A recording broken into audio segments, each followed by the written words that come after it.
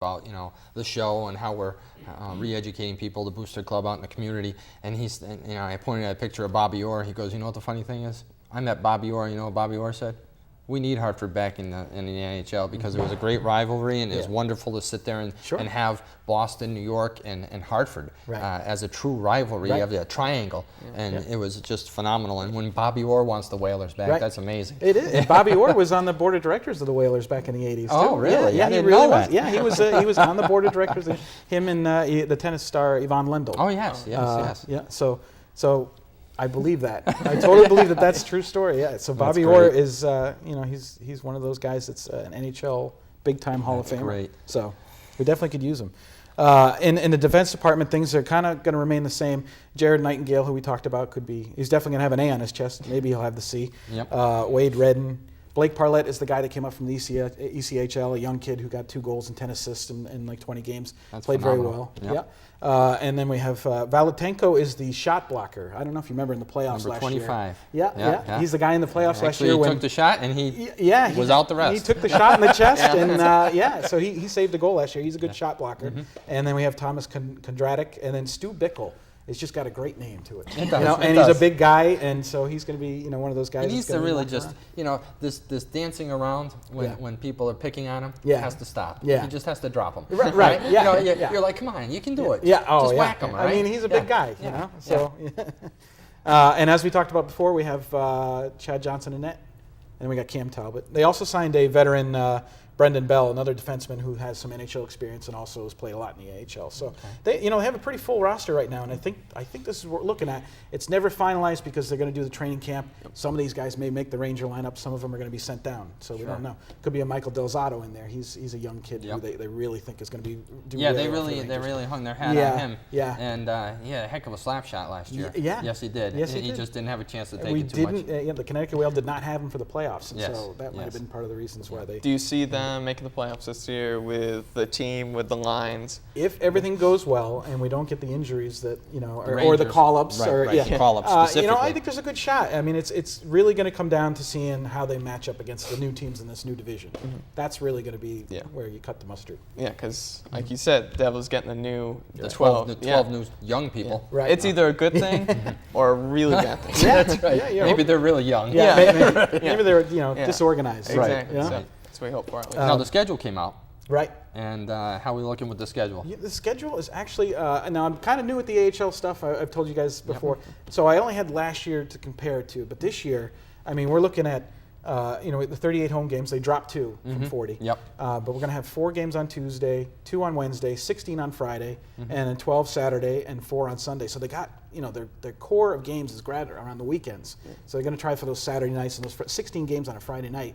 That's huge. Yeah, they're trying to get people from work. You done working? Well, they had the 3,000 people walking crowd last year for Oh, a yeah. Friday night game. Oh, yeah. So that's what they're trying to pull in again. Yeah. And now when you're looking at specifically, they're going to be announcing pretty soon a television contract. Right. And I think, from what I've heard out there, and this is strictly rumor right now, Right. most of those games will be on Saturday nights. Oh, really? Yes. But remember, WCCC-FM is now going to carry every Connecticut Whale game. 50,000 watt station is going to carry the Whale. So rockin' hockey. We'll be able to hear it wherever you are. Yep. Did you happen to hear if those were home games or away games? For the television, I believe it's going to be all home. Just because of the logistics and what's happening with how much it'll cost to actually do that. Oh, okay. Yeah. So I didn't get too much because it's still in the works, and Mr. Baldwin and the Whale are taking care of that now. But right now, I think they're going to primarily target Saturday nights as their TV. Okay.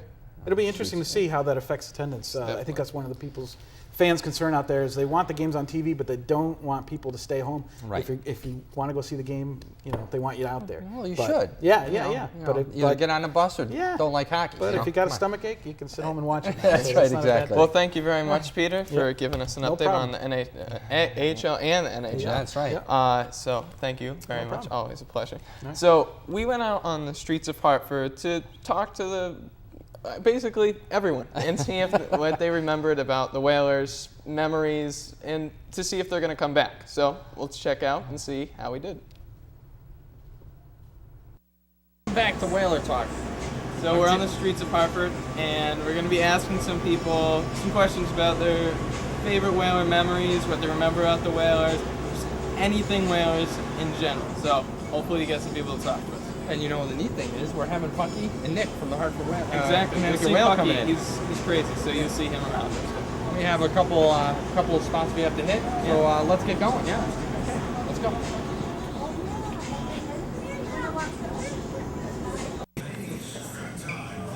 So, what's your favorite memory from the Whalers? My favorite memory for the Whalers was in 1993, and I was in 3rd grade, and I got to go back to the locker room, and Mark Jansen gave me his hockey stick, which I still have to this day. That's awesome. Yes. Do you, so you went to a lot of games when you were there? I did, back in like elementary school. Yeah. 90, early 90s, early mid 90s, yeah. Do you notice, like, when the Whalers left, that, like, something else leave Hartford too? Like, does it feel empty to you? Yeah, I mean, the Whalers had a certain, there's a certain spirit of, like, a home sports team. Yeah. You know, that's part of Hartford's identity. You know, that's part of the culture. And I think now if you anytime you go to any public event, you start like a Let's Go Whalers chant, like, people still love that. Yeah. So I think the city lost kind of some of its identity. Do you think they're going to come back? Do you see an NHL team come back soon? I mean, I don't know. From what I've heard, Hartford's a smaller city, so it's a smaller market, so it's harder. I would love to see it come back. I think it'd be great to bring back business and do a lot for the city and the state, but I have no idea. Do you want to see it back in? 100%. 100%. I would probably buy season tickets. Absolutely. Well, thank you very much, man. No problem. Do you remember when the Whalers left? Do you remember that? How was it for you when they left? I was upset. Yeah, you were? Do you, what was your favorite memory for the Whalers? I